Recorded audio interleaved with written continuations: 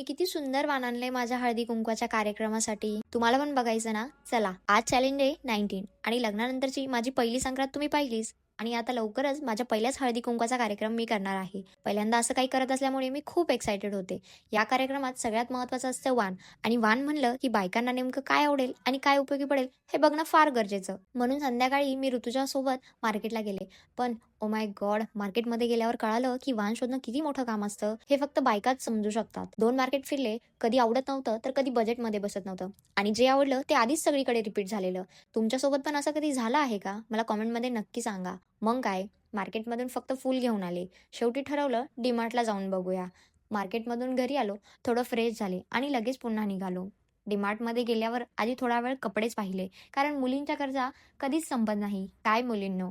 मग थोडं घर सामान घेतलं आणि शेवटी वाणासाठी वस्तू शोधायला सुरुवात केली. आणि खरंच सांगते तुम्हाला, इथे किती व्हरायटी आहे आणि सगळं बजेट फ्रेंडली. खूप शोधल्यानंतर या काचेच्या बरण्या मला खूप आवडल्या.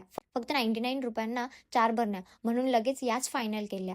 तुम्हाला कशा वाटल्या मला कळवा नक्की. इतक्या आवडल्या की स्वतःसाठी सुद्धा एक बॉक्स घेतलाच. मग बिल केलं आणि निघालो. पण घरी जायला खूप उशीर झाला होता. म्हणून बाहेरच थोडं चटपटीत खाल्लं आणि अशा पद्धतीने आजचा दिवस संपला. Bye bye. I see you in my next day.